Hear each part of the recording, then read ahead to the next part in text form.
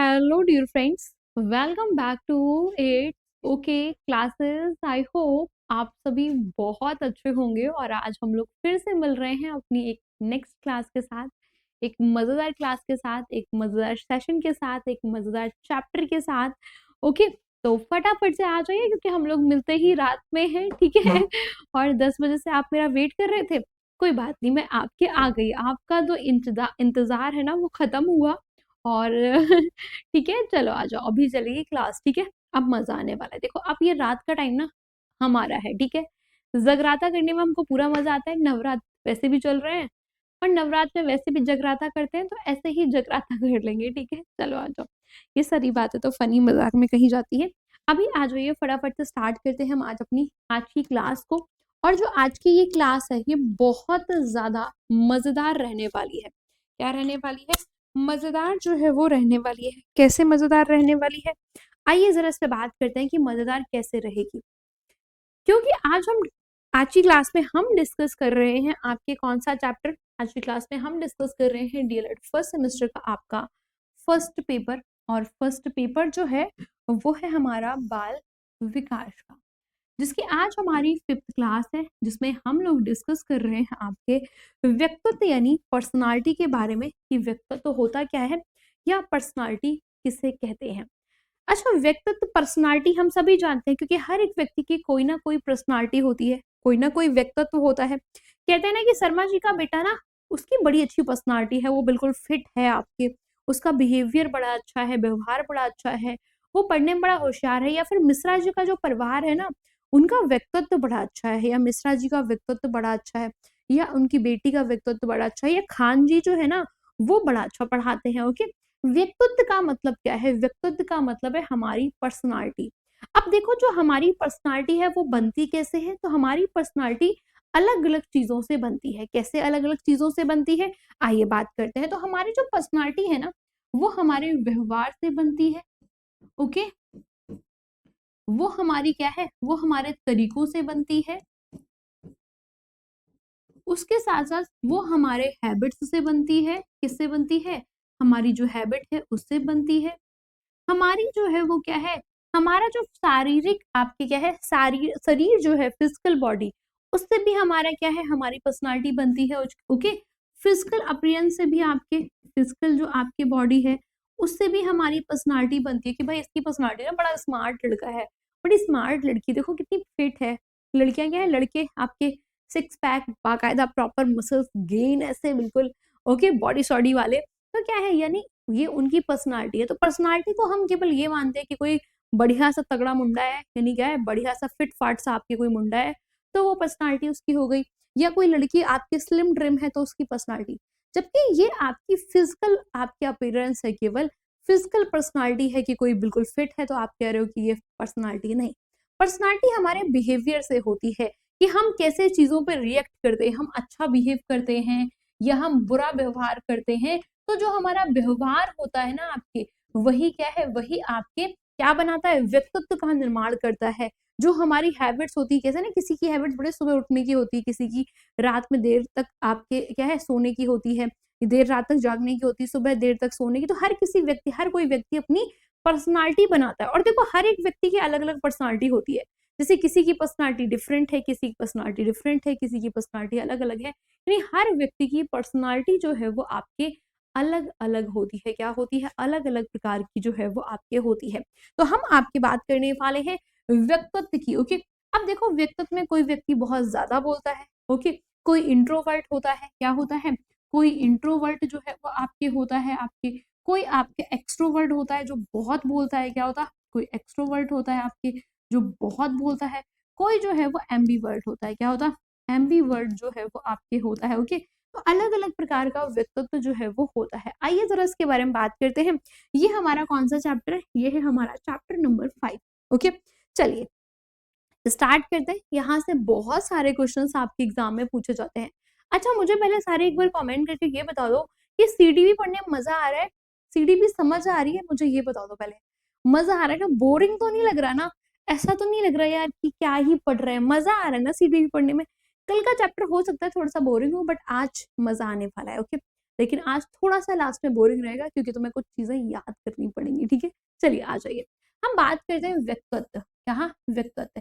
अब इस व्यक्तित्व की स्टार्टिंग कहाँ से होती है? तो इस व्यक्तित्व की स्टार्टिंग जो है आपके कहाँ से, लैटिन भाषा के परसोना शब्द से होती है। ये क्वेश्चन पूछा जाता है कि पर्सनालिटी की स्टार्टिंग कहाँ से होती है, तो पर्सनालिटी की स्टार्टिंग होती है लैटिन भाषा के एक शब्द है परसोना, उससे स्टार्टिंग होती है। और परसोना का मतलब क्या होता है, परसोना का मतलब होता था लैटिन में कि वेशभूषा, की कोई एक क्या है, एक वेशभूषा पहनी या कोई मुखौटा लगा लिया, या एक नकाब जो हम पहनते हैं वो, यानी आपके लैटिन में जो वहां की भाषा है वहां पे क्या होता था कि लोग अगर जैसे कि रावण का मुखौटा लगा लिया, यानी ये पर्सनालिटी है, यानी किसी व्यक्ति की कोई चीज आपने पहन ली, ओके, नकाब ओढ़ लिया तो वो भी पर्सनालिटी है आपकी, ओके, क्या है वो भी पर्सनालिटी हो गई। या फिर आपने किसी की वेशभूषा पहन ली, जैसे आपने देखा है हम सैनिक की वेशभूषा पहन लेते हैं, कभी हम जो है वो आपके रानी लक्ष्मीबाई की वेशभूषा बचपन में पहनते थे, ये सारी ड्रेसेस आपके। तो यही क्या है, ये किसी भी आपके व्यक्ति की या किसी भी आइडियल की जो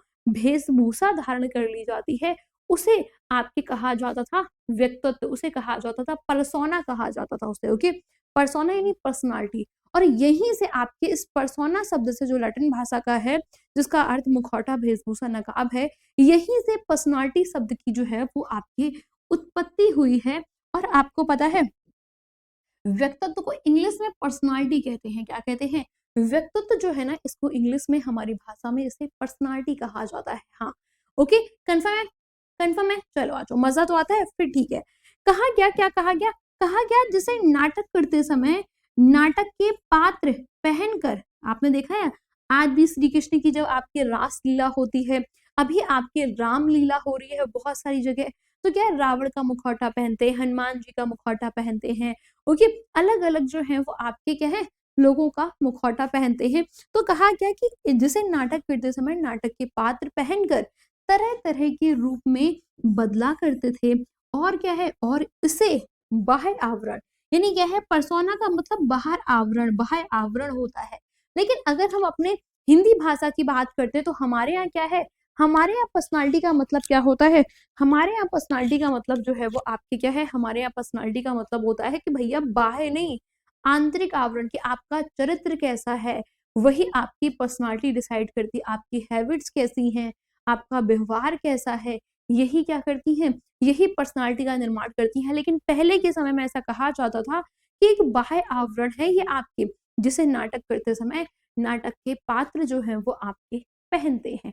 डन है, चलिए आगे आ जाइए। नेक्स्ट क्या कहा गया, अब वैलेंटाइन, कुछ मनोवैज्ञानिक अपनी अपनी डेफिनेशन जो है वो देते हैं। तो वैलेंटाइन क्या कहते हैं, वैलेंटाइन जो है वो आपके कहते हैं कि व्यक्तित्व जो है ना वो जन्मजात और अर्जित प्रवृत्तियों का योग है। क्या है, ये आपके कहते थे, जो वैलेंटाइन है ये कहते थे व्यक्तित्व जो है ना आपकी जन्म, यानी आपको कुछ चीजें जन्म से मिलती हैं व्यक्तित्व में, कुछ बिहेवियर जन्म से मिलता है, जैसे कुछ आपको चीजें मम्मी से मिल जाती हैं, कुछ चीजें पापा से मिल जाती हैं, एकदम मस्त। ओके चलो, क्या है आपकी कुछ चीजें, तो जो हमारी पर्सनालिटी है ना उसका निर्माण किससे होता है, जो हमें लक्षण जन्मजात मिलते हैं, माता पिता से वंशानुक्रम के थ्रू मिलते हैं। जैसे मुझे ऐसा लगता है कि मेरी कुछ चीजें, मेरा बिहेवियर जो है वो कुछ चीजें मम्मी पे गई है, कुछ चीजें पापा पे गई हैं। जैसे मेरा बॉडी स्ट्रक्चर जो है वो मम्मी पे गया है, लेकिन मेरा थोड़ा सा फेस जो है ना वो पापा पे गया है। वहीं बिहेवियर में जो मैं पोलाइटनेस है मेरे अंदर वो शायद पापा की है, डेडिकेशन या चीजें पापा की है। और आपके गुस्सा जब आता है, बहुत ज्यादा आता है गुस्सा, तो मुझे लगता है वो मम्मी का है। यानी क्या है, हम सबके अंदर हेरिडिटी से जन्मजात बहुत सारी चीजें मिली हैं, और कुछ चीजें हमने अर्जित भी करी है, जैसे हमें सुबह उठना, देर में सोना। तो क्या है, वैलेंटाइन कहते हैं कि देखो जो व्यक्तित्व है ना वो दो चीजों से मिलकर बना, एक तो जन्मजात और दूसरा अर्जित।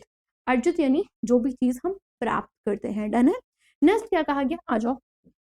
कहा गया कि व्यक्तित्व क्या है, व्यक्तित्व जो है वो एक व्यक्ति के समस्त मानसिक और शारीरिक गुणों का संगठन होता है। क्या होता है, आपके जुड़ना होता है। तो कहा गया व्यक्तित्व जो है ना आपके व्यक्ति के समस्त यानी सारे मानसिक और सारे आपके शारीरिक गुणों का संगठन है। डिस्कनेक्ट होने लगा, क्लास रुक रही होगी आपकी, क्योंकि क्या है, क्लास रुक रही होगी आपकी। चलो अभी ठीक है, अभी नहीं रुकेगी, ओके। चलो इतनी बात क्लियर है, आ जाइए। मैम क्या करें, कुछ समझ नहीं आ रहा है, तैयारी अभी कुछ नहीं हुई है, प्लीज रिप्लाई मैम। रक्षा, अगर कुछ भी बेटा तैयारी नहीं हुई तो परेशान नहीं होना, ओके। नहीं संजना, थोड़ी सी चीजें कटिंग होगी आपकी, ओके। तो जिनकी भी तैयारी नहीं हुई है, आप सभी के लिए ये बैच निकाला ही इसीलिए गया है कि अगर आपकी तैयारी नहीं हुई है तो आप अच्छे से तैयारी कर लें, ओके। अगर आप जो भी चीजें टारगेट बैच में कराई जा रही है और जो रैपिड फायर सीरीज चल रही है, अगर आप वो कर लेते हैं ना, ये मैं आपको डैम श्योर करती हूँ कि इससे बाहर क्वेश्चन नहीं जाएगा। ये एक बार मेरे ऊपर भरोसा कर लीजिए, एक बार इट्स ओके क्लासेस पर भरोसा कर लीजिए कि एक बार अच्छे से बैठ के अगर हो सके तो उसके प्रिंट आउट निकलवा के या नोट्स बना के भी, टाइम बहुत ज्यादा, आराम से नोट्स बना के बस उसको अच्छे से पढ़ लो आप, ओके। इससे बाहर पेपर नहीं जाएगा, ये मैं आपको श्योर करती हूँ। और एक बार अगर इट्स ओके क्लासेस पे आए हो तो भरोसा कर लीजिए, ब्रेक करने वाली मैं कभी नहीं हूँ आपका भरोसा, ओके। चलो आगे क्या कहा गया कि समस्त मानसिक एवं शारीरिक गुणों का संगठन होता है जो वातावरण के साथ व्यक्ति को समायोजित करने की कोशिश करता है। क्या करता है? समायोजित यानी अरेंज करने की कोशिश करता है। क्या करता है? अरेंज करने की कोशिश जो है वो करता है। तो कहा कि व्यक्तित्व एक व्यक्ति के समस्त मानसिक और शारीरिक गुणों का संगठन होता है जो वातावरण के साथ व्यक्ति को समायोजित करने का क्या करता है, करने की कोशिश जो है वो करता है। यानी हमारी फिजिकल और आपके जो मानसिक जो आपकी चीजें हैं, मैं रुक गई हूँ ना, एक मिनट रुको जरा, मैं रुक रही हूँ फिर चल रही हूँ, ठीक है। मुझे लग रहा है नेटवर्क इश्यूज कर रहे हैं, अभी कसमे लगा हुआ है, एक मिनट रुको। निशा मैम, नेटवर्क इश्यूज कर रहे हैं।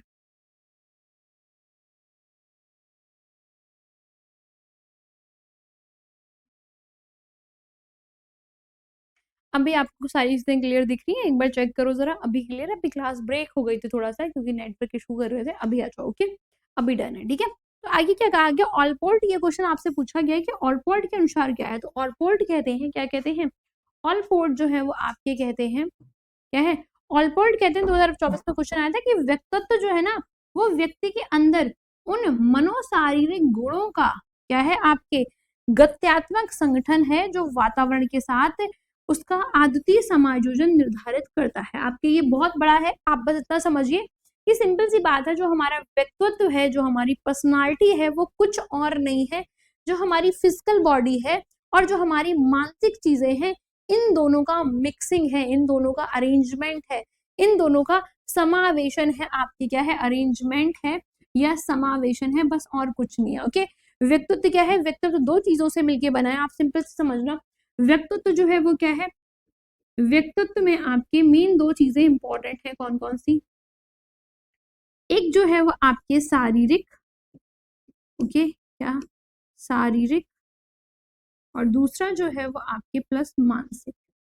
ये दो चीजें जो है वो इम्पोर्टेंट है, बाकी और कुछ भी नहीं, ओके। यानी जो आपके शारीरिक और मानसिक जो गुण है ना, उन्हीं से मिलके क्या बना है आपके, उन्हीं से मिलके जो है, गुणों से मिलकर जो है वो आपके व्यक्तित्व बना हुआ है। क्या बना हुआ है? व्यक्तित्व जो है वो आपके बना हुआ है। डन है इतनी बात? क्लियर है इतनी बात? आगे हम बात करते हैं व्यक्तित्व के प्रकार। व्यक्तित्व के बहुत सारे प्रकार हैं, अलग अलग मनोवैज्ञानिकों ने व्यक्तित्व के बारे में अलग अलग चीजें जो है वो बताई है। जैसे कि फॉर एग्जाम्पल अभी अगर हम बात करते हैं तो व्यक्तित्व के मेनली जो है वो निम्न प्रकार है, यानी क्या है, व्यक्तित्व के निम्न प्रकार जो है वो माने जाते हैं। ये किसके अकॉर्डिंग है आपके, ओके। व्यक्तित्व की अगर हम बात करते हैं तो निम्न प्रकार के होते हैं, जैसे कि शरीर रचना दृष्टिकोण से, समाजशास्त्री दृष्टिकोण से और मनोवैज्ञानिक दृष्टिकोण से। यानी जो हमारी फिजिकल बॉडी होती है ना, क्या है, फिजिकल बॉडी के अकॉर्डिंग, क्या है, फिजिकल जो है वो आपके बॉडी के अकॉर्डिंग आपकी एक तो पर्सनालिटी देखी जाती है, दूसरा सोसाइटी के अकॉर्डिंग पर्सनालिटी देखी जाती है कि सोसाइटी में आपकी क्या प्रोसेस है, और मनोवैज्ञानिक यानी साइकोलॉजिकल भी आपका देखा जाता है कि मेंटल लेवल की भाई आपके सोचने का तरीका क्या है। देखो इन सबसे मिलके ही हमारी क्या बनती है, व्यक्तित्व जो है वो बनता है। क्या बनता है? इन सारी चीजों से मिलके ही जो है वो हमारा व्यक्तित्व बनता है, ओके। क्या बनता है? व्यक्तित्व जो है वो आपके बनता है। तो व्यक्तित्व के निम्न प्रकार होते हैं, शारीरिक रचना दृष्टिकोण, समाजशास्त्री और मनोवैज्ञानिक दृष्टिकोण। अब हम एक एक करके पढ़ेंगे। जो शरीर रचना दृष्टिकोण है ना, इसके बारे में किसने बताया? इसके बारे में बताने वाले जो है वो है आपके क्रैशमर, ओके। नाम याद रखना, ये क्वेश्चन टेट सीटेट में बहुत पूछा जाता है आपसे, ओके। क्या है? टेट सीटेट में बहुत ज्यादा ये क्वेश्चन पूछते हैं कि भैया अगर आपसे कहा जाए कि शरीर रचना दृष्टिकोण से यानी फिजियोलॉजिकल व्यू पॉइंट से कौन कौन से, अगर आपसे कहा जाए लंबकाय, एस्थेटिक, सुडौलकाय, एथलेटिक और गोलाकार, आपके मिश्रकाय या असाधारण, अगर ये आपसे कहा जाए ये प्रकार किसने दिए हैं, तो ये सारे प्रकार के बारे में बताया है क्रैस्मर महोदय ने, और इन्हें हम रखते हैं शरीर रचना दृष्टिकोण के अंदर। किसके अंदर? शरीर रचना दृष्टिकोण के अंदर।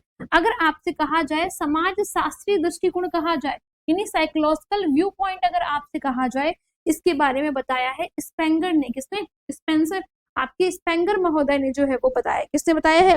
स्पेंगर महोदय ने बताया है। यानी जब भी आपसे कहा जाए सैद्धांतिक प्रकार, आर्थिक प्रकार, सामाजिक प्रकार, राजनीतिक प्रकार, धार्मिक और सौंदर्यवादी प्रकारों की बात की जाए, तो ये जितने भी प्रकार हैं ये किसने दिए हैं? इसको देने वाले जो है वो है स्पेंगर महोदय। कौन है? स्पेंगर महोदय है, और इसीलिए इसको हम समाज शास्त्रीय दृष्टिकोण कहते हैं। क्या कहते हैं? इसीलिए इनको समाज शास्त्रीय दृष्टिकोण के नाम से जाना जाता है। तो जब भी कभी आपको ये सारे नाम आपके सैद्धांतिक, आर्थिक प्रकार, सामाजिक, राजनीतिक, धार्मिक, सौंदर्यवादी प्रकार ये सारे देखने के लिए मिले, आप तुरंत स्पेंगर जो है वो राइट आंसर लगा दीजिएगा। नेक्स्ट अगला जो है वो है मनोवैज्ञानिक दृष्टिकोण। साइकोलॉजिकल व्यू पॉइंट से अगर किसी ने बताया है तो वो बताया है युंग महोदय ने। और युंग ने क्या? युंग ने आपके 3 प्रकार बताए हैं, अंतर्मुखी इंट्रोवर्ट, बहिर्मुखी एक्सट्रोवर्ट और उभयमुखी आपके क्या एम्बीवर्ट। ये किसने बताए हैं? ये बताए हैं युंग महोदय ने। तो कभी आपसे ये क्वेश्चन पूछा जाए अंतर्मुखी, बहिर्मुखी और आपके उभयमुखी व्यक्तित्व के बारे में किसने बताया है, तो आप सीधे एक क्वेश्चन में आंसर देना युंग महोदय ने। अब देखो जो ये युंग महोदय ने बताया ना, यहाँ से भर भर के क्वेश्चंस आपके एग्जाम्स में पूछे जाते हैं, और इसीलिए हम सबसे पहले समझेंगे आपके कि भैया क्या है, कि भैया अंतर्मुखी, बहिर्मुखी और उभयमुखी क्या होती है, इसके बारे में आपको समझाऊंगी, क्योंकि ये आपके इम्पोर्टेंट है, बाकी आपके सारे मनोवैज्ञानिक ही इम्पोर्टेंट है। अगला जो है वो है मनोवैज्ञानिक दृष्टिकोण। क्या है? मनोवैज्ञानिक जो है वो आपके, हाँ, मनोवैज्ञानिक दृष्टिकोण में ही कहा गया कि मानव की प्रकृति के आधार पर शिक्षा मनोवैज्ञानिक युग ने, किसने? युंग ने इन्होंने अपनी एक पुस्तक लिखी, अपनी एक बुक लिखी, और उस बुक में क्या है, बुक कौन सी थी? बुक थी आपकी साइकोलॉजिकल टाइप। क्या है? बुक का नाम था साइकोलॉजिकल टाइप। उस बुक में इन्होंने क्या किया? इन्होंने आपके 3 प्रकार का क्या है, 3 प्रकार का व्यक्तित्व बताया। क्या बताया? 3 प्रकार का व्यक्तित्व जो है वो आपके बताया। कितने प्रकार का? 3 प्रकार का जो है वो व्यक्तित्व बताया। कौन कौन सा? आपके अंतर्मुखी, बहिर्मुखी और उभयमुखी, ये 3 प्रकार का क्या व्यक्तित्व किसने बताया? आपके युंग महोदय ने जो है वो बताया। अब सबसे पहला है अंतर्मुखी। अंतर्मुखी एंट्रोवर्ट, यानी जो बहुत कम बोलते हैं। क्या? इन्हें हम इंट्रोवर्ट जो है वो आपके कहते हैं, ये बहुत कम बोलते हैं। यानी ऐसी पर्सनालिटी जो इंट्रोवर्ट है, यानी बहुत कम बोलने वाली, ये ऐसे व्यक्ति होते हैं जो शांत रहते हैं, दुनिया से इन्हें इतना मतलब नहीं है, इन्हें अपनी चीजों से मतलब है, इन्हें खुद से मतलब है कि इन्हें खुद क्या करना है क्या नहीं करना है, बाकी इन्हें दुनिया से कोई मतलब जो है वो आपके नहीं है। ओके, शांति से अपना जीवन जो है वो बिताते हैं, यानी ये सेल्फ सेंटर्ड होते हैं। क्या होते हैं? ये जो है वो अपने सेल्फ सेंटर्ड होते हैं। ओके, क्या होते हैं? सेंटर्ड जो है वो आपके होते हैं। क्या होते हैं? सेल्फ सेंटर्ड होते हैं, और अपने में खोए रहते हैं, अपने में मस्त रहते हैं। इनकी आदतें, स्वभाव बाह्य रूप में प्रकट नहीं होता, यानी आप इन्हें कभी जान नहीं सकते। यानी अंदर से ये कुछ होते हैं, बाहर से कुछ होते हैं। ये बाहर किसी भी चीज को दिखाते नहीं है, अपने से मतलब इन्हें दुनिया का ही भाड़ में कोई मतलब नहीं है दुनियादारी से, ना किसी की बुराई करनी है ना किसी की भलाई, अपने से मस्त है, अपने में खुश है ये। ओके, और ये शो नहीं करते ये हमें क्या समस्या है, क्या दिक्कत है, कहीं शो नहीं करते ये आपके। ओके, चलिए, ये क्या है? ये आपके, इनमें हैबिट्स कौन कौन सी होती है? तो ये कम बोलते हैं आपके, और चिंतन, सोचते बहुत ज्यादा है। ओके, इसके साथ साथ ये अच्छे लेखक हैं। ये जितने भी राइटर होते हैं ना, ये सारे आपके इंट्रोवर्ट होते हैं। क्या होते हैं? इंट्रोवर्ट होते हैं। और वक्ता, ये बोलने में अच्छे नहीं होते, लेकिन ये लिखने में अच्छे होते हैं। क्यों? क्योंकि ये शांति से क्या है, अपने माइंड में चीजें सोचते रहते हैं, और उसी के अकॉर्डिंग आपके लिखते हैं। थर्ड क्या है? ये अपने कार्य को क्या है, अपने कार्य को सोच समझ कर करते हैं। क्या करते हैं? अपने जो भी काम है उसको बहुत सोच समझ के करते हैं और आपके रियल होते हैं। क्या होते हैं? मोस्टली जी ये लोग जो है वो रियल बहुत होते हैं। क्यों? इन्हें दुनिया की किसी बुराई और भलाई से मतलब ही नहीं होता है। ये अध्ययन स्टडी में इनका बड़ा मन लगता है और मनन से ये अपने माइंड में कुछ ना कुछ चीजें सोचते रहते हैं। और यही लोग अगर आप देखोगे आगे चलकर क्या है, मोस्टली वैज्ञानिक बनते हैं, दार्शनिक बनते हैं और आविष्कारक जो है वो बनते हैं। क्या बनते हैं? यही आपके वैज्ञानिक, दार्शनिक और आविष्कारक जो है वो आपके बनते हैं। कौन लोग? इन्हीं लोगों की बात हो रही है जो अंतर्मुखी व्यक्तित्व रखने वाले हैं आपके। ओके, तो ये व्यक्ति आत्म केंद्रित होते हैं, अपने में खोए रहते हैं, आत्म और स्वभाव बाह्य रूप में प्रकट नहीं करते। अगर आप लोगों में किसी भी व्यक्ति में ये सारी हैबिट्स हैं तो समझ लीजिए कि आप लोग क्या है, इंट्रोवर्ट है। ओके, नेक्स्ट है आपका बहिर्मुखी। बहिर्मुखी यानी एक्सट्रोवर्ट, यानी बहुत बोलने वाले। जैसे मुझे कहा जाता है कि मैं बहुत बोलती हूँ, कि मेरा मुंह बंद होता ही नहीं है। ये बात बिल्कुल सही है। एक्चुअली मुझे इतनी सारी चीजें बतानी होती है, इतनी सारी चीजें बतानी होती है, जिसकी वजह से कभी कभी मिस्टेक हो जाती है, कभी कभी मीनिंग में मिस्टेक हो जाती है, कभी कभी स्पेलिंग में मिस्टेक हो जाती है, कभी कभी जो है वो लिखने में मिस्टेक हो जाती है। मेरे माइंड में इतनी फास्ट प्रोसेस होती है, इतनी फास्ट प्रोसेस होती है, जिसकी वजह से चीजें स्किप हो जाती हैं। मतलब मैं इतनी माइनर माइनर मिस्टेक कर देती हूँ क्योंकि मेरा माइंड बहुत तेजी से काम करता है। अभी मैंने एक इन्फॉर्मेटिव वीडियो लिया कि क्या एग्जाम डेट बढ़ जाएगी, और उसमें मैं आपके 27 नवंबर, अक्टूबर की जगह वहां नवंबर लिखाई। ओके, मैंने एक शॉर्ट दिया, वहां 28 की 27 से एग्जाम में 28 बोल दिया। यानी मेरे पास इतने सारे थॉट्स होते हैं कि हम उन्हें क्या है, आपकी इस चक्कर में हम क्या है कुछ चीजें मिस कर जाते हैं। यानी आपके जो एक्सट्रोवर्ट होते हैं ना, ये बहुत बोलते हैं। यहाँ से क्वेश्चन भी बहुत पूछा गया है, ठीक है। ये लोग बहुत बोलते हैं, इनको दुनिया भर से मतलब है, दुनिया में क्या चल रहा है, यानी इनको क्या है, इनको बाह्य जगत से बहुत मतलब होता है। ओके, इन लोगों की रुचि बाह्य जगत में होती है।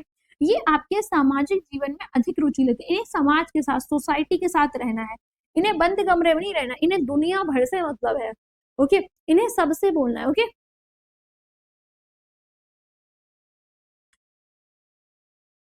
हाँ, तो क्या है, इन लोगों को बहुत सबसे मतलब है, इनको दुनिया से मतलब है, समाज से मतलब है। ये दूसरों से अपना काम निकलवाना जानते हैं। यानी निकलवाने का मतलब है कि इन्हें दूसरों से अपनी बात जो है वो कह के अपना काम कराना आता है, कि देखो ये मेरी बात है, ऐसा ऐसा मुझे करवा दीजिए प्लीज। ओके, इन्हें अपना काम निकलवाना आता है। ये इन्हें टेंशन वेंशन नहीं होती है, फ्री, टेंशन फ्री रहते हैं। ओके, और इन्हें जीवन जीने, आनंद पूर्वक अपना जीवन जीते हैं, जिससे जो कहना है वो कह दिया, अपनी जिंदगी मजे में रहेगी। ओके, ये हाल है इनके। अगला है, ऐसे व्यक्ति बहुत राजनीतिक या तो पॉलिटिशियन होते हैं, सामाजिक होते हैं, बहुत सोशल होते हैं, या फिर व्यापारिक होते हैं, बिजनेसमैन होते हैं, या नेता होते हैं, अभिनेता होते हैं, या खिलाड़ी होते हैं। तो जितने भी आपके एक्सट्रोवर्ट है ना, वो सारे यही लोग होते हैं आपके। आपके क्या है, खिलाड़ी, नेता, अभिनेता, बिजनेसमैन, ये सारे एक्सट्रोवर्ट होते हैं। और मनोविज्ञान प्रकार है व्यक्तित्व का। ओके, ये हटा दो पॉइंट, इस पॉइंट को, ये कोई मतलब का पॉइंट नहीं है, ठीक है। समझ गए ना, इतनी बात क्लियर है। चलिए आगे आ जाइए। अब आता है उभयमुखी। अब उभयमुखी में वो व्यक्ति आते हैं जो ना तो बहुत बोलते हैं ना बहुत शांत रहते हैं, यानी एम्बीवर्ट होते हैं। क्या होता है? एम्बीवर्ट होते हैं। यानी अगर कहा जाए ना तो इनमें क्या है, इनमें आपके, इन व्यक्तियों में दोनों के गुण होते हैं, बहिर्मुखी के भी गुण होते हैं और अंतर्मुखी। इन दोनों के क्या है, इन दोनों के इनके अंदर गुण होते हैं। और क्या है, ये जो दोनों के अंदर इनके अंदर गुण पाए जाते हैं ना, वो हो जाते हैं उभयमुखी। ओके, जैसे क्या है, जैसे कहा गया फॉर एग्जाम्पल, एक व्यक्ति अच्छे लेखक व वक्ता दोनों हो सकते हैं। आपने कोई कोई देखा होगा, आपके क्या है, लिखता भी बहुत अच्छा है और बोलते भी अच्छा है। क्यों? क्योंकि वो क्या है, क्योंकि वो एम्बीवर्ट है, यानी उन्हें वो बहिर्मुखी भी है और आपके क्या है, उसके साथ साथ आपके अंतर्मुखी भी है, दोनों ही है, बहिर्मुखी और अंतर्मुखी। डन है। चलिए आगे बढ़ते हैं, इतनी बात क्लियर हो गई। आगे आ जाइए। अब आपके क्वेश्चन आपसे पूछा गया कि व्यक्तित्व मापन की, क्या पूछा गया, व्यक्तित्व मापन की सबसे अच्छी विधि जो है वो कौन सी है। अभी आप इनका आंसर्स नहीं कर पाओगे। क्या है, अभी आप इस क्वेश्चन का आंसर नहीं कर पाओगे। क्यों? क्योंकि अभी तक मैंने आपको ये क्वेश्चन पढ़ाया ही नहीं है। क्या नहीं किया? अभी तक मैंने आपको ये चीजें पढ़ाई ही नहीं है। ओके, चलिए आगे बढ़ते हैं। इस क्वेश्चन को हम करेंगे बाद में, अभी आगे आ जाइए। अभी कहा गया कि व्यक्तित्व विकास को प्रभावित करने वाले कारक कौन से होते हैं। तो देखो, जब भी किसी भी चीज को अगर कोई अफेक्ट करता है, वो चाहे व्यक्तित्व विकास हो, वो चाहे शारीरिक विकास हो, वो चाहे मानसिक विकास हो, वो कोई भी प्रकार का विकास हो, उनको प्रभावित करने वाले कारक जो है ना, वो दो ही होते हैं सबसे मुख्य आपके। कौन से? वो आपके वंशानुक्रम हेरिडिटी होती है और दूसरी वातावरण होता है। इस बात को ध्यान रखना। दो ही चीजें जो है वो व्यक्तित्व आपके इंसान की, वो आपके शारीरिक, मानसिक, सामाजिक, किसी भी संवेगात्मक किसी भी विकास को दो ही चीजें अफेक्ट कर सकती हैं। वो है आपके क्या? वो है आपके वंशानुक्रम और वातावरण। डन है। अब वंशानुक्रम का क्या प्रभाव है? तो वंशानुक्रम का ये प्रभाव होता है क्या है? हेरिडिटी का प्रभाव क्या होता है? ये प्रभाव होता है कि व्यक्ति की शारीरिक सुंदरता, आकर्षण, स्वस्थ, श्वास अच्छे व्यक्तित्व को बनाता है। क्या है? अब देखो मैंने कहा ना फिजिकल अपीयरेंस यानी क्या है?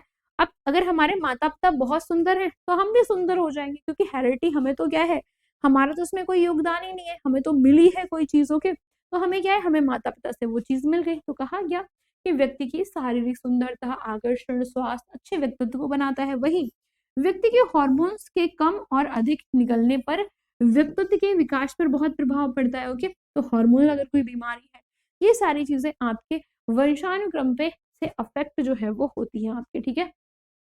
वही अगर बात करते हैं वातावरण का, तो वातावरण का भी प्रभाव पड़ता है। कहा गया कि किसी स्थान, अब कोई व्यक्ति ऐसी जगह रह रहा है कि वहां का नेचर बहुत डिफरेंट है, वहां की जलवायु जो है वो बहुत डिफरेंट है, उसका भी प्रभाव पड़ेगा। व्यक्ति के व्यक्तित्व पर बहुत अधिक पड़ता है। क्या पड़ता है? व्यक्ति के व्यक्तित्व पर बहुत अधिक पड़ता है। ठंडे स्थान के लोग जो है वो ज्यादा गोरे होते हैं, स्वस्थ होते हैं।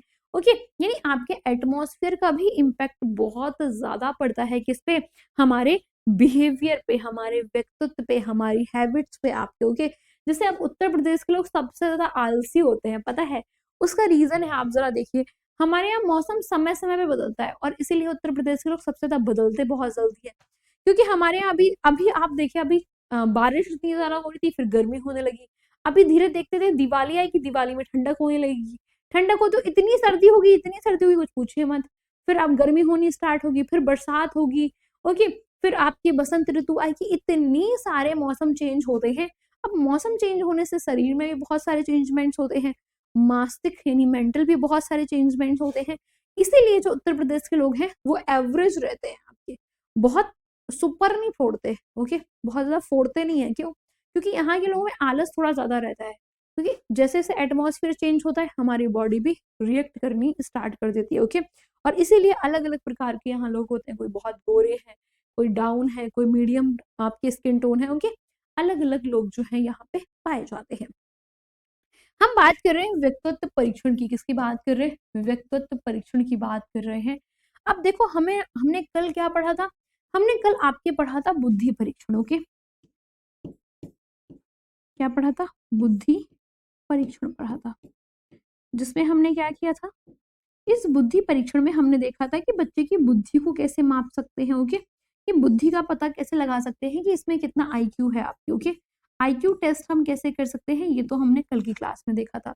आज हम बात करने वाले हैं आपके व्यक्तित्व। अब हमने पहले तो समझा व्यक्तित्व क्या है, लेकिन व्यक्तित्व पर्सनालिटी को भी मापने का परीक्षण होता है। क्या होता है? इसको भी मापने का परीक्षण जो है वो आपके होता है, जिससे हम ये पता लगा पाते हैं कि बच्चे व्यक्ति का व्यक्तित्व जो है वो किस प्रकार का है आपके, और इसलिए हम इसे कहते हैं पर्सनालिटी।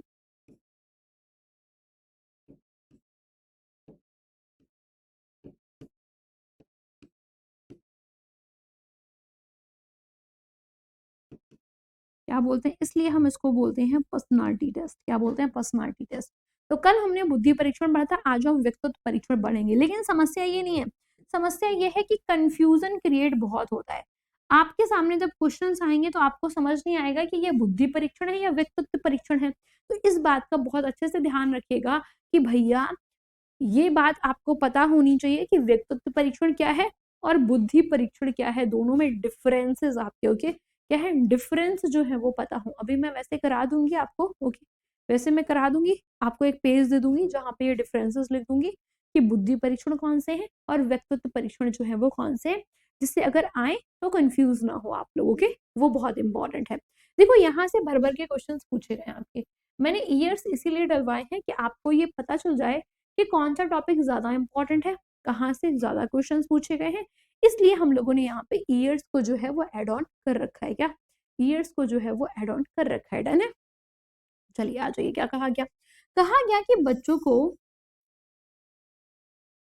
व्यापारिक, शैक्षिक, सामाजिक शिक्षा देने के लिए व्यक्तित्व का जानना बहुत जरूरी है। यानी अगर आप चाहते हो कि आपका बच्चा बिजनेसमैन बने, या आप चाहते हो आपका बच्चा टीचर बने, डॉक्टर बने, या इंजीनियर बने, या नेता बने, या आपके एक्टर एक्ट्रेस बने, तो उसके लिए बच्चे की पर्सनालिटी का पता करना बहुत इंपॉर्टेंट है कि क्या जो बच्चे की पर्सनालिटी है उसके अकॉर्डिंग बच्चा आपके किस फील्ड में जा सकता है। ओके, तो ये बात हमेशा ध्यान रखना कि अपनी सबसे पहले पर्सनालिटी देखो कि आपकी पर्सनालिटी कैसी है, क्या आप इस फील्ड में जाने के लिए आपकी पर्सनालिटी अच्छी है। अब देखो जो अंतर्मुखी है वो अगर नेता बनेगा तो क्या होगा, कोई उसकी सुनेगा ही नहीं। ओके, अगर यही चीज सबसे इंपॉर्टेंट क्या है, सबसे इंपॉर्टेंट यही चीज है आपके क्या, ये चीज सबसे ज्यादा इंपॉर्टेंट है कि भैया जैसा आपकी पर्सनालिटी हो, जैसा आपका व्यक्तित्व हो, वैसा ही प्रोफेशन जो है वो आप अपनाएं।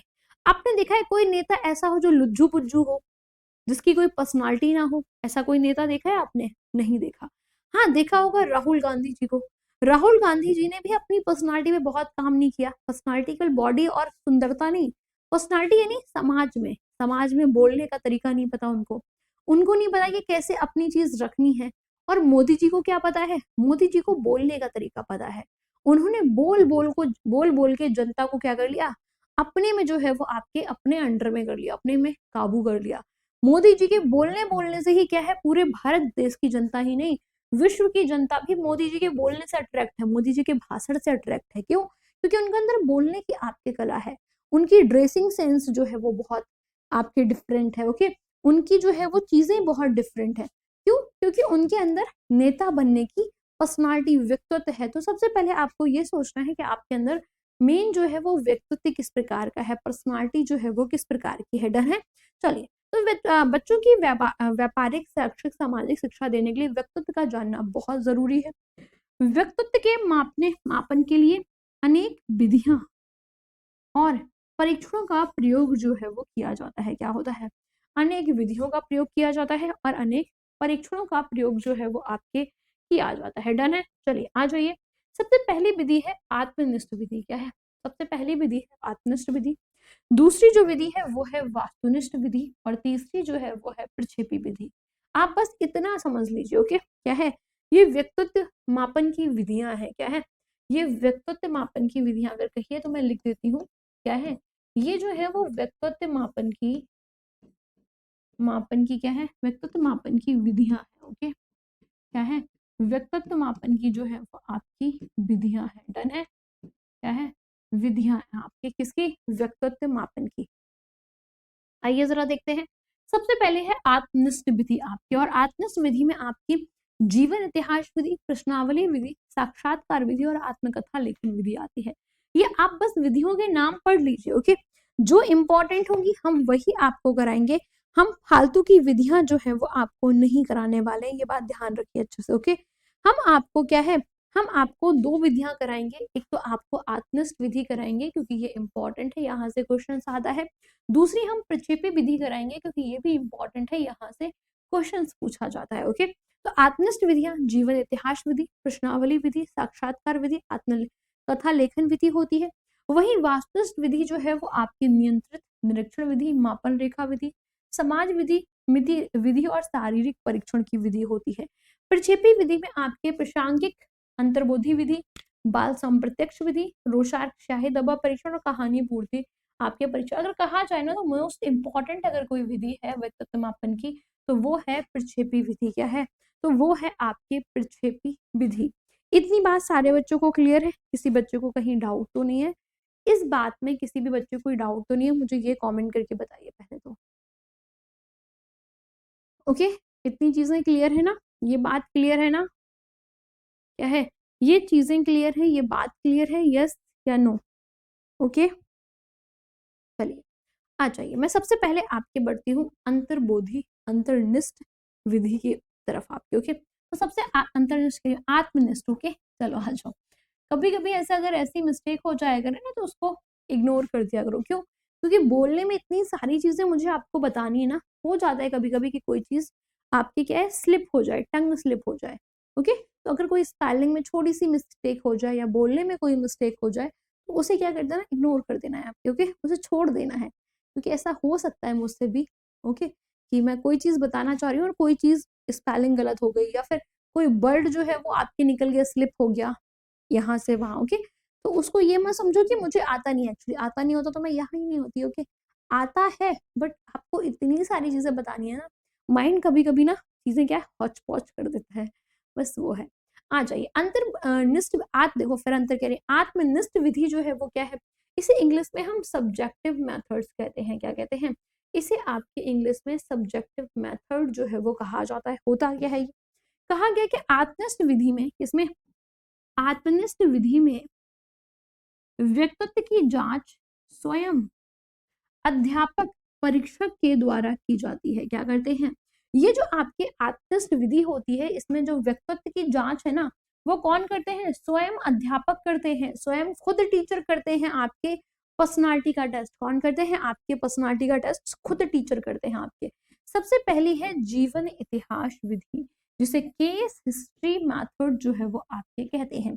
क्या होती है, आइए समझते हैं। तो कहा गया इस विधि में व्यक्ति के परिवार, उसके जो पास पड़ोस हैं, ओके, उसके जो सगे संबंधी हैं आपके, ओके, क्या है, सगे संबंधी से चीजें पता करना, और उसकी शारीरिक विशेषताएं, शारीरिक स्वास्थ्य के आधार पर व्यक्तित्व का मापन जो है वो किया जाता है। क्या कहा गया, कहा गया आपके जीवन इतिहास, यानी कि अगर हमें किसी व्यक्ति का व्यक्तित्व जानना है ना, तो उसके जीवन के बारे में थोड़ा जानना पड़ेगा कि उसकी फैमिली जो है वो कैसी है आपके, ओके।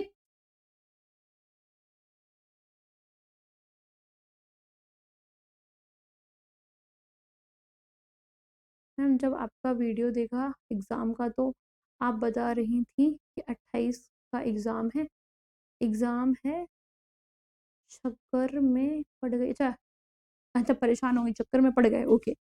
एक्चुअली जो छठ पूजा है उसमें हो सकता है आपकी की डेट बढ़ जाए, ठीक है, कंचन, ओके। तो जब भी क्या है, जब भी हमें किसी के बारे में जानना होता है, ओके, किसी की पर्सनालिटी के बारे में जानना, तो हम सबसे पहले क्या करते हैं, सबसे पहले हम उसके जीवन के बारे में थोड़ा जानते हैं कि उसकी फैमिली कैसी है, उसके आस पड़ोस दोस्त कैसे हैं आपके, ओके। अगर देखो सबसे बड़ी मेरी बात सुनना बहुत ध्यान से, आपकी दोस्ती ये डिसाइड करती है कि तुम क्या करने वाले हो, तुम आगे जाने वाले हो या नहीं है। मेन अगर आपके दोस्त अच्छे नहीं है ना, आपकी दोस्ती अच्छी नहीं है, ये बात ध्यान रख लेना हमेशा कि जो दारू पीने वाले, सिगरेट पीने वाले जो दोस्त है ना, वो तुम्हें एक दिन दारू और सिगरेट पिलाने लगेंगे। लेकिन जो तुम्हारे बिजनेसमैन दोस्त हैं, वो एक दिन तुमको बिजनेसमैन बिजनेसमैन बना देंगे, उनका माइंड ऐसा आपका सेट कर देंगे। जो आपके गवर्नमेंट दोस्त हैं, वो आपको ऐसी ऐसी चीजें बताएंगे कि आप अपने तरफ, अपने आप ही गवर्नमेंट की तरफ अट्रैक्ट हो जाएंगे। क्योंकि देखो जो चीजें हम परिवार में, घर से, दोस्तों से सुनते हैं ना, वो सब हमारे दिमाग में जाती हैं, और देन हम वैसा ही डिसीजन जो है वो आपके लेते हैं। तो कहा गया कि देखो जब भी किसी व्यक्तित्व के बारे में जानना है, तो उसके परिवार के, उसके सगे संबंधियों के बारे में, उसकी जो है वो आपकी शरीर की विशेषता कैसी है, क्या वो हेल्दी है, क्या वो इतने घंटे काम कर सकता है, इन सब के आधार पर हम उसके व्यक्तित्व का मापन करते हैं। जैसे मनोवैज्ञानिक रोगों के उपचार के लिए, ओके, हमें मनोवैज्ञानिक अगर कोई रोग जो है उसको सही करना है, तो हमें उसके व्यक्तित्व का पता होना चाहिए। दूसरा है प्रश्नावली विधियां आपकी, इसमें क्या करते हैं, इसमें बच्चों से क्वेश्चन पुट अप करते हैं, और क्वेश्चनरीज मेथड हम इसको बोलते हैं, जिसके थ्रू हम बच्चे के व्यक्तित्व का मापन कर पाते हैं। किसका, व्यक्तित्व का मापन जो है वो कर पाते हैं। जैसे फॉर एग्जाम्पल इस विधि में पेपर में क्या है, इस विधि में पेपर में प्रश्न दिए जाते हैं, और क्या होता है, और उसका उत्तर आपको हाँ में या नहीं में जो है वो आपके देना होता है। तो आपको क्या है, एक आपके क्वेश्चन पेपर दिया जाता है, और उस क्वेश्चन पेपर में आपको क्या है, आंसर या तो हाँ में देना होता है, या आंसर जो है वो आपके ना में जो है वो देना होता है। इससे क्या है, इससे आपके व्यक्तित्व का मापन जो है वो किया जाता है। क्या किया जाता है, इससे आपके व्यक्तित्व का मापन जो है वो किया जाता है। डन है आपके, कंफर्म कि बच्चे कैसे आंसर्स दे रहा है, अगर बच्चे के आंसर किसी भी चीज पे बच्चे का रिएक्ट कैसा है, बच्चे, सिंपल सी बात है, ये जानना चाहते हैं कि आप कैसा रिस्पॉन्स कर रहे हो, ओके। तो कहा गया कि इस विधि पेपर में प्रश्न दिए जाते हैं और उनका उत्तर हाँ नहीं देना होता है।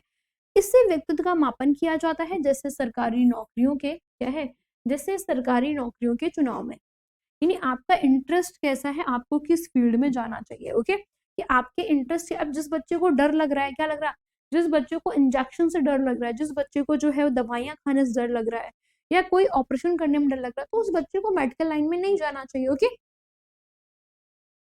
नहीं, ऐसा कुछ नहीं है रक्षा कि प्रीवियस ईयर पेपर करना, सॉल्व सॉल्व करना जरूरी है। देखो, सबसे ज्यादा जरूरी अगर कुछ है तो वो है कंप्लीट सिलेबस को पढ़ना। अगर आपने कंप्लीट सिलेबस पढ़ रखा है तो आपके लिए चीजें आसान हो जाएंगी। ओके, आगे कहा गया, अगला है साक्षात्कार।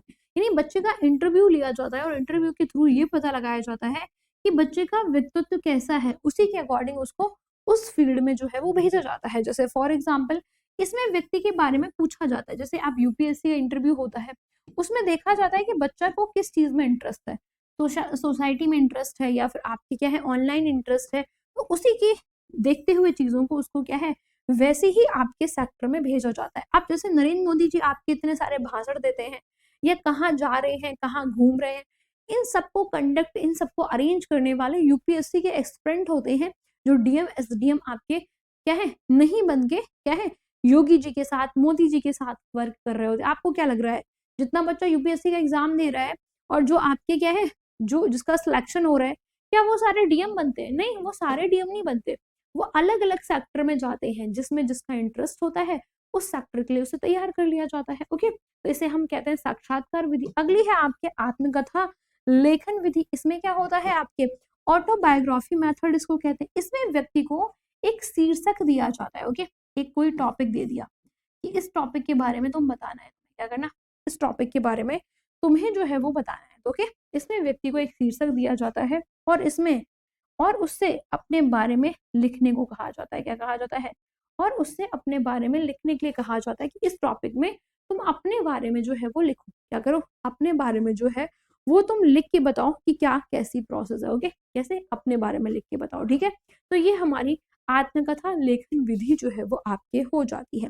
वही अगर हम नेक्स्ट बात करते हैं, नेक्स्ट क्या है, अगली जो विधि है वो है प्रक्षेपी विधि। ओके, हमने कौन सी विधि नहीं पढ़नी, हमने वास्तुनिष्ठ विधि जो है वो नहीं पढ़नी है। ओके, तो ये है हमारी प्रक्षेपी विधि। कौन सी विधि है?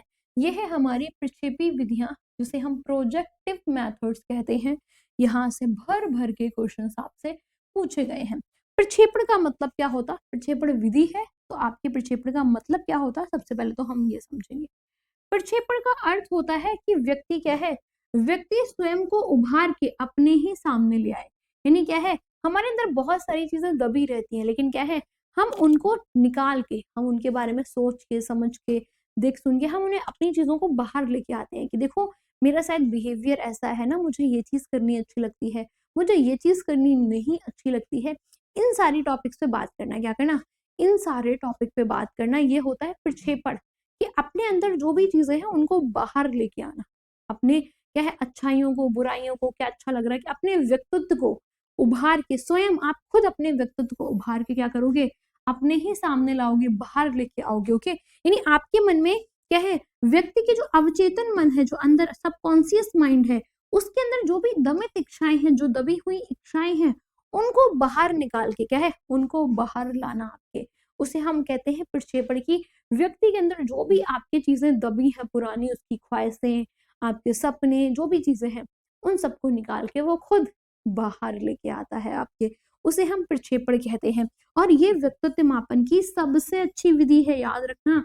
ये क्वेश्चन आपसे पूछा गया और ये बहुत इंपॉर्टेंट भी है। ओके, क्या है, ये बहुत इंपॉर्टेंट भी है और ये क्वेश्चन भी पूछा गया है कि व्यक्तित्व मापन की सबसे अच्छी विधि है कौन सी, आपके प्रक्षेपी। तो व्यक्तित्व मापन की कुछ प्रक्षेपी विधियां हैं, क्या है, कुछ जो है वो आपकी प्रक्षेपी विधियां हैं। क्या है, कुछ प्रक्षेपी विधियां हैं आपकी। मुझे लग रहा है इसको बड़ा करना भूल गए। ये दिख रहा है आप लोगों को? ये बताओ पहले तो मुझे मुझे ये बताओ, ये दिख रहा है जो लिखा हुआ है? एक बार यस या नो कर दो।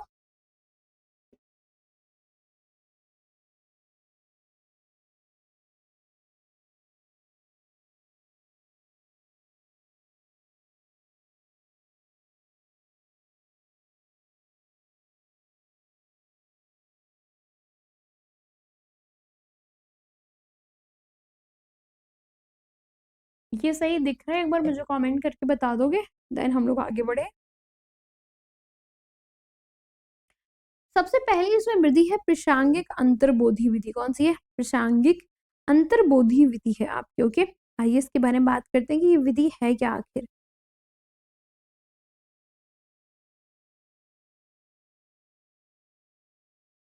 ओके, क्या है आपकी कहा गया क्या प्रासंगिक अंतर्बोधि परीक्षण के बारे में बात की गई। आइए देखते हैं प्रासंगिक अंतर्बोधि परीक्षण क्या होता है। इसे हम कहते हैं थीमेटिक अप्रोप्रिएट टेस्ट आपके कहते हैं। और साथ ही साथ क्या है, बहुत छोटे छोटे दिख रहा है ना, देख लो, मैं मेरी बातें सुन लो, बाकी आपको पीपीटी में ये मिल जाएगा, ठीक है।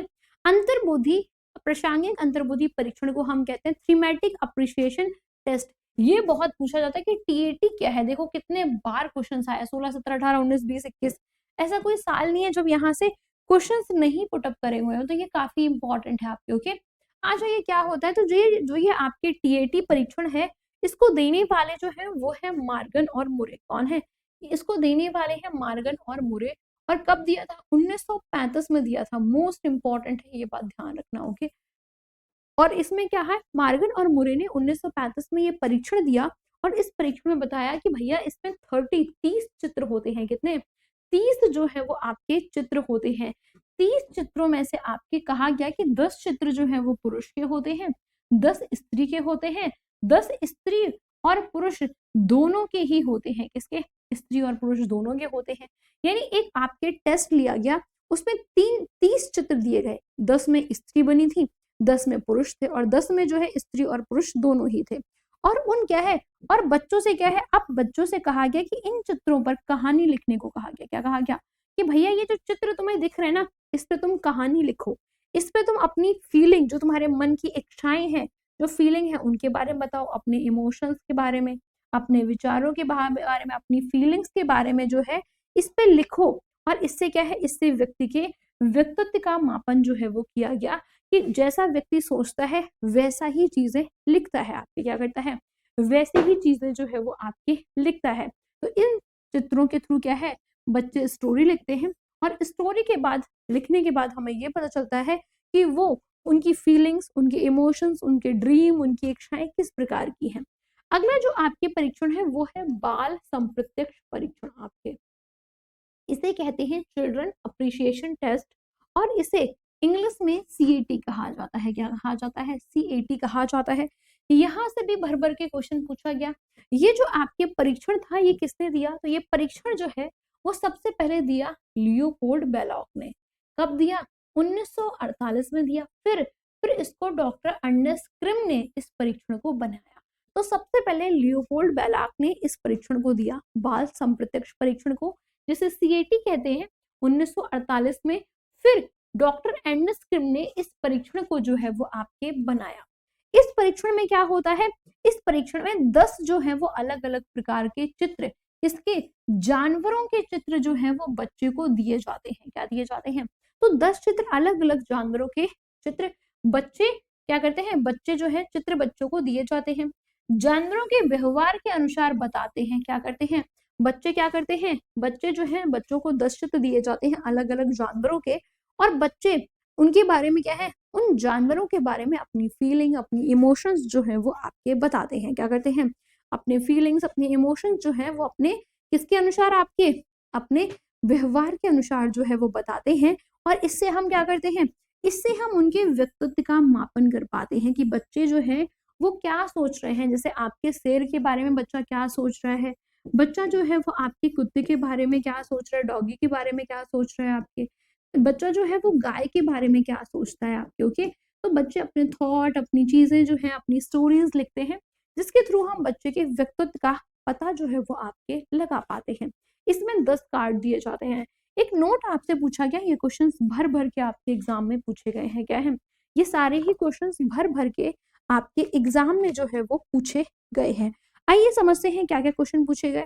2017 और 2024 में यहाँ से क्वेश्चन आया कि क्या सीएटी जो है वो परीक्षण कितने वर्ष के बच्चों के लिए होता है। तो ध्यान रखना, सीएटी जो परीक्षण है वो आपके 3 से 11 वर्ष के बच्चों के व्यक्तित्व मापन के लिए होता है। ओके, और टीएटी जो परीक्षण है, क्या जो टीएटी परीक्षण है वो किसके लिए होता है, तो वो वयस्कों के लिए, यंगस्टर्स के लिए जो है वो होता है, यंगस्टर्स की बुद्धि मापन के लिए होता है। अगर आपसे कहा जाए कि भैया, क्या कहा जाए, अगर आपसे कहा जाए कि भाई क्या है, सीएटी परीक्षण किन के लिए होता है, तो सीईटी परीक्षण जो है वो 3 से आपके 11 वर्ष के बच्चों के व्यक्तित्व मापन के लिए होता है। वहीं अगर कहा जाए टीएटी परीक्षण किसके लिए है, तो वयस्कों के व्यक्तित्व मापन के लिए होता है। किसके लिए? वयस्कों के व्यक्तित्व मापन के लिए जो है वो आपके ये परीक्षण होता है। नेक्स्ट क्या है? नेक्स्ट है आपके रोसार्क स्याही धब्बा परीक्षण। क्या है? रोसार्क स्याही धब्बा परीक्षण, जिसे आपके रोसार्क इंक ब्लॉट टेस्ट जो है वो कहते हैं, यानी इसको आरएटी कहा जाता है। क्या कहा जाता है?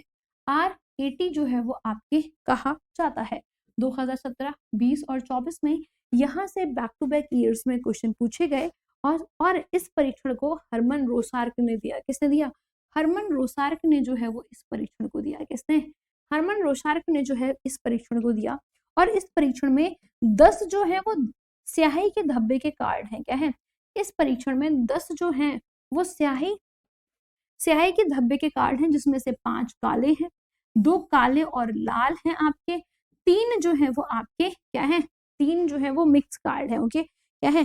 3 जो है वो मिक्स कार्ड है। तो कहा गया कि 10 स्याही के धब्बों के कार्ड हैं, जिसमें से 5 काले हैं, 2 काले और लाल है, और 2 क्या है? 3 क्या है? 3 आपके मिक्स हैं आपके। ओके, और कहा गया कि धब्बों में दिखाई दे रहे चित्रों के विषय में जो है वो लिखना है। क्या करना है? इस बार जो भी ये आपके स्याही का धब्बा है ना, इसमें जो भी दिखाई दे रहा है, जैसे हमने माना कि ये आपके स्याही का धब्बा पड़ा। क्या पड़ा? ये स्याही का धब्बा पड़ गया। ओके, क्या है? ये स्याही का धब्बा पड़ गया। ठीक है, अब इसमें तुम्हें क्या दिख रहा है, इसके बारे में तुम्हें लिखना है। इसी के आधार पर व्यक्तित्व का मापन जो है वो किया जाता है। यानी इस धब्बे के स्याही के धब्बे पे तुम्हें कोई फिगर दिख रहा है, कोई चित्र दिख रहा है, कोई आकृति दिख रही है, तो तुम उस आकृति के बारे में बताओगे, और इसे ही हम कहते हैं क्या? रोसार्क धब्बा परीक्षण। डन है। चलिए नेक्स्ट आ जाइए। अगला क्या है? अगला है आपके फोर्थ, और फोर्थ क्या है? फोर्थ है कहानी पूर्ति परीक्षण आपके, जिसे हम इंग्लिश में कहते हैं स्टोरी कंप्लीट टेस्ट, यानी एससीटी कहा जाता है। क्या कहा जाता है? यानी इसको हम कहते हैं एससीटी। क्या कहते हैं? इसको एससीटी जो है वो आपके कहा जाता है। डन है।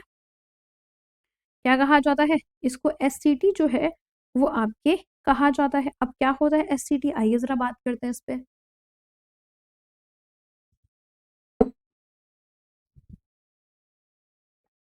कि भैया आरसीटी क्या होता है, तो कहा गया इसमें बच्चों के सामने क्या है? इसमें बच्चों के सामने अधूरे वाक्य और कहानियां, यानी कहानी पूर्ति है ना, इसमें आपके अधूरी कहानियां रखी जाती हैं, अधूरे वाक्य रखे जाते हैं, और बच्चे क्या करते हैं? उसे फुलफिल करते हैं। ओके, यानी स्टोरी जो है, स्टोरी को क्या करते हैं? स्टोरी को जो है ये फुलफिल करते हैं, कंप्लीट करते हैं। क्या करते हैं?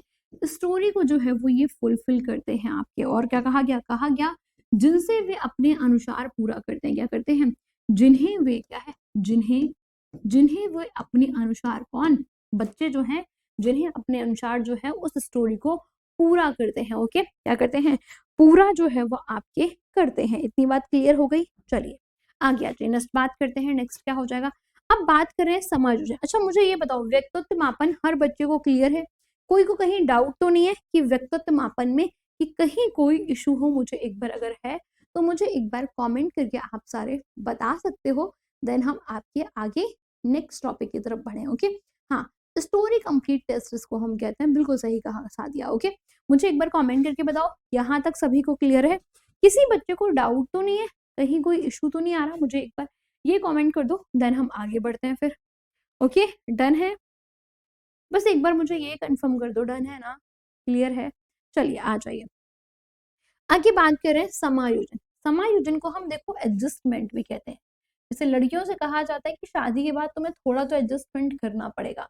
एडजस्टमेंट की जगह मैं दूसरा शब्द देती हूँ अरेंजमेंट का। शादी के बाद आपको एडजस्टमेंट नहीं करना, लड़के और लड़कियों को दोनों को अरेंजमेंट करना है अपने जीवन में, अपनी चीजों में आपके अरेंजमेंट करना है। ओके, तो हम समायोजन को क्या कहते हैं? अरेंजमेंट, या आपके वैसे इसको हम एडजस्टमेंट कहते हैं, लेकिन मैं अपनी भाषा में से अरेंजमेंट्स कहती हूँ कि चीजों को कैसे अरेंज करना है, किस तरीके से क्या चीजें करनी है, उसके बारे में यहाँ पे बोला गया है। ओके, अब कहा गया समायोजन क्या है? क्या कहा गया? समायोजन क्या है? तो सम प्लस आयोजन से मिलके बना है समायोजन। क्या बना है? सम प्लस आयोजन से मिलके बना है समायोजन। ओके, अब सम का मतलब क्या होता है? सम का मतलब होता है आपके समान या अच्छी तरह या भली भांति। भांति। ओके, तो क्या है, सम का मतलब होता है समान, अच्छी तरह या भली भांति, कि कोई चीज अच्छी तरह है या भली भांति है, समान है। और आपके आयोजन का मतलब क्या होता है, आयोजन का मतलब होता है व्यवस्था करना। कहते हैं ना भैया कि भैया भंडारे का आयोजन किया जा रहा है, आपके क्या है राम कथा का आयोजन हो रहा है, श्रीमद् भगवत का आपके क्या है, आपके उसका गीता का जो है वो आयोजन हो रहा है। इस तरीके से आयोजन होता है। आयोजन का मतलब है किसी भी चीज की, किसी भी सामान की अच्छी तरह से व्यवस्था करना। ओके, भली भांति व्यवस्था करना। यानी समायोजन का मतलब क्या है, समायोजन का मतलब है आपके अच्छी तरह क्या करना, व्यवस्था करना। ओके, क्या करना, अच्छी तरह जो है वो व्यवस्था करना, या फिर हम दूसरे शब्दों में कह सकते हैं क्या करना, सामंजस्य बिठाना आपस में, या इसको हम कह सकते हैं व्यवस्थापन, या हम इसको दूसरे शब्दों में अनुकूलन भी कह सकते हैं। ओके, तो ये सारे शब्द किसके हैं, समायोजन के। ये सारे अर्थ जो है वो आपके होते हैं, क्या होते हैं, ये सारे अर्थ जो है वो समायोजन के होते हैं। इतनी बात क्लियर है। कहा गया कि परिस्थितियों का क्या है, परिस्थितियों का वातावरण से संतुलन क्या करना, आपकी परिस्थिति है, कोई भी है आपके जीवन में, कोई सिचुएशंस है, आप क्या कर रहे हो, उसको अपने आसपास के एटमॉस्फेयर के अकॉर्डिंग क्या कर ले रहे हो, संतुलित कर ले रहे हो, अरेंज कर ले रहे हो। इसे ही इन्होंने कहा कि इसे ही हम समायोजन कहते हैं। ओके, यानी आपकी जो परिस्थितियां हैं उसको आसपास के वातावरण के अकॉर्डिंग जो है वो आप अरेंज कर लो सही से, उसी को इन्होंने समायोजन या एडजस्टमेंट जो है वो कहा है। और ये क्या कहते हैं कि समायोजन जो है ना, ये निरंतर कॉन्टिन्यू चलने वाली प्रोसेस है। ये प्रोसेस जो है वो लगातार चलती है। ये बात हमेशा ध्यान रखना, आपके पूरे जीवन में जो है ना वो समायोजन हमेशा चलती रहेगी। आपको जगह जगह पर अलग अलग तरीके से चीजें अरेंज करनी पड़ेंगी लाइफ में। आपको क्या करना पड़ेगा, अपनी जो है वो चीजों को सही तरीके से मैनेज करना पड़ेगा। आप ये मत सोचो कि एक बार शादी हो जाएगी सब सेटलमेंट है, नहीं। शादी के बाद आपको हर दिन, हर आपकी क्या है जगह पर आपको क्या अपनी चीजें अरेंज करनी पड़ेंगी, अपने रिश्ते को अरेंज करना पड़ेगा, अपनी पढ़ाई को अरेंज करना पड़ेगा। हर दिन हमें एक नए तरीके से अरेंज जो है वो करना पड़ता है। ओके, कहा गया जिसके द्वारा व्यक्ति अपने और वातावरण के बीच संतुलित संबंध रखने के लिए क्या है, अपने व्यवहार में परिवर्तन करता है। और ये बात ध्यान रखना, समय समय पर आपको अपने बिहेवियर में चेंजमेंट लाना पड़ेगा। जैसे जैसे समय परिवर्तित होता जा रहा है वैसे वैसे आपके सिचुएशंस के अकॉर्डिंग, चीजों के अकॉर्डिंग आपको क्या करना पड़ेगा, अपने बिहेवियर में जो है वो अरेंजमेंट करना पड़ेगा, चेंजमेंट जो है वो करना पड़ेगा। तभी आप एक दूसरे के साथ कंफर्टेबल हो पाओगे, परिवार के साथ रह पाओगे। अगर आप चीजों को अरेंज नहीं करोगे, नहीं समझोगे, तो आपस में क्या है फिर लड़ाई झगड़े होंगे, आप साथ में मिलके जो है वो नहीं रह पाओगे। डन है, चलिए आ गया जी। नेक्स्ट क्या कहा गया, नेक्स्ट कहा गया समायोजन के प्रकार। देखो समायोजन के यानी आपके टाइप्स ऑफ एडजस्टमेंट दो प्रकार के होते हैं। कितने प्रकार के, दो प्रकार के होते हैं। पहला है बाह्य समायोजन, जिसे हम एक्सटर्नल एडजस्टमेंट कहते हैं आपके, और दूसरा होता है आंतरिक। यानी एक तो आपके अंदर मन में आपको अरेंजमेंट्स करने होते हैं, और दूसरे क्या है, दूसरे जो है वो आपको आंतरिक अपने यानी बाह्य वातावरण से संतुलन आपको बनाना पड़ता है, और आंतरिक या स्वयं से संतुलन बनाना पड़ता है। क्या करना पड़ता है, आंतरिक या स्वयं से संतुलन जो है वो आपको बनाना पड़ता है, और क्या करना पड़ता है, और दूसरा बाह्य वातावरण से भी आपको संतुलन बनाना पड़ता है। क्या करना पड़ता है, बाह्य वातावरण से भी आपको संतुलन बनाना पड़ता है। मेरी इतनी बात क्लियर है आपके। ओके, तो बहुत बार आपको अंदर से अच्छा फील नहीं होगा, तो अपने आप को चीजें बहुत बार आप बिखर जाओगे, टूट जाओगे, आपको जीवन में कुछ समझ नहीं आएगा, तो आपको अपने दिल को संभालना पड़ेगा। और बहुत बार बाहर आपको दिखावा भी करना पड़ेगा, बाहर चीजें आपके खराब होंगी, आपके वहां भी आपको संभालना पड़ेगा। तो आपको बहुत सारी चीजें लाइफ में अरेंज करनी होती है। आप स्कूल जाओगे, आपको फैमिली अरेंज करनी है, बच्चे अरेंज करने हैं, पढ़ाई अरेंज करनी है, आपकी बहुत सारी चीजें अरेंज करनी होती है। तो कभी कभी खुद के मन को अरेंज करना होता है, कभी कभी बाहर दूसरों को अरेंज करना होता है। ओके, तो इंटरनल एडजस्टमेंट और एक्सटर्नल एडजस्टमेंट। ओके, चलिए अब बात करते हैं संतुलन की आपके। ओके, अब ये इक्विलिब्रेशन, ये क्वेश्चन आपसे पूछा जाए संतुलन, संतुलन का मतलब होता है इक्विलिब्रेशन। जब भी क्या है, जब भी कोई चीज हम आपको पढ़ाते हैं, आप क्या करते हो, आप अपने माइंड में जो है वो आपके माइंड में जो मैं पढ़ा रही हूँ, आप जो मेरी बातें सुन रहे हो वो आपके माइंड में जा रही है, लेकिन आपके माइंड में जाने के बाद आप सारी चीजों को क्या करते हो, आपके अरेंज करते हो ना कि अच्छा ओके ये चीज इसका है, ये इसका फॉर्मूला होगा, ये इसका फॉर्मूला होगा, यहाँ पे ये चीज लिखेंगे, अच्छा इसका मतलब ये होता है, इसका मतलब ये होता है। तो कहा गया संतुलन का मतलब है आपकी अरेंज करना। ओके, कि कोई भी चीज फैली पड़ी थी, आपने उसको क्या कर लिया, संतुलन में ला लिया, इक्विलिब्रेशन में जो है वो ले आए। ओके, यानी क्या है, कहा गया कि बच्चा, कौन, बच्चा, बच्चा जब अपनी चीजें यानी जो सही गलत का निर्णय क्या है, निर्णय स्वयं लेने लगता है, तो क्या है, उसे हम संतुलन की स्थिति समझते हैं कि अब बच्चा क्या कर पा रहा है, चीजों को आपकी इक्वल कर पा रहा है, वो समझ पा रहा है क्या सही है, क्या गलत है, क्या अच्छा है, क्या बुरा है, वो इस बात को समझ पा रहा है। तो कहा गया बच्चा जब अपनी चीजों को, अपने सही गलत का डिसीजन स्वयं लेने लगे, तो उसे हम संतुलन की स्थिति जो है वो आपके कहते हैं, क्या कहते हैं, संतुलन की स्थिति कहते हैं। जैसे फॉर एग्जाम्पल कि मैथ में कहाँ पर कौन सा आपके फॉर्मूला यूज होना है, सूत्र यूज होना है, इस बात का जो बच्चा जिस दिन पता लगा लेता है, आप समझ जाइए अब बच्चा चीजें संतुलन करना सीख गया है, इक्विलिब्रेशन की जो है वो स्टेज बच्चे में आ गई है, वो चीजें अब मैनेज कर लेगा। डन है, यहाँ तक सारा क्लियर है। आई होप आप सभी को कहीं भी किसी भी टॉपिक में डाउट नहीं होगा। और सबसे अच्छी बात यह है कि आपका इसी के साथ क्या है, इसी के साथ आपका ये चैप्टर भी क्या हो गया, इसी के साथ जो है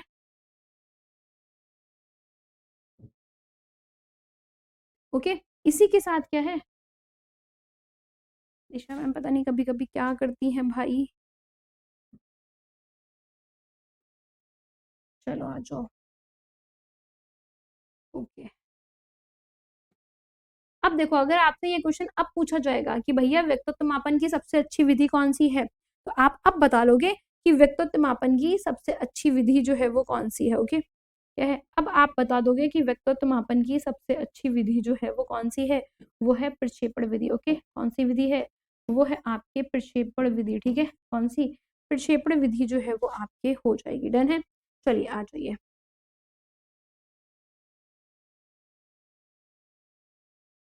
एक मैं ब्लैंक पेज ले लूं और इसी के साथ क्या है, इसी के साथ जो है वो आपका ये चैप्टर जो है वो क्या हो गया, ये चैप्टर जो है वो कंप्लीट हो गया। ओके, तो क्या है, फाइनली आज हमारा 5th चैप्टर था और कॉन्ग्रेचुलेशन एंड सेलिब्रेशन कि आज आपका 5th चैप्टर जो है वो क्या हो गया, कंप्लीट हो गया। क्या हो गया, कंप्लीट जो है वो आपके हो गया है। ओके, क्या हो गया, कंप्लीट हो गया। और नेक्स्ट चैप्टर हमारा क्या है, इसके बारे में मैं नहीं आप बताओगे। ओके, तो नेक्स्ट चैप्टर जो है वो है हमारा कौन सा, नेक्स्ट चैप्टर जो है वो है हमारा 6th चैप्टर। ओके, जिसको हम लोग नेक्स्ट क्लास में जो है वो आपके पढ़ेंगे। ठीक है, तो इसी के साथ एक और हमारी क्लास कंप्लीट हुई और आई होप आप सभी को बहुत अच्छे से समझ आया होगा।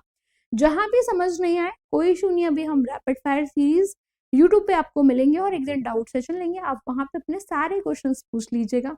बाकी हम आपसे मिलेंगे नेक्स्ट क्लास में आपके नए चैप्टर के साथ, नेक्स्ट सेशन के साथ। ओके, तब तक के लिए take care, bye bye, see you soon, bye bye, have a nice day, good night, see you soon.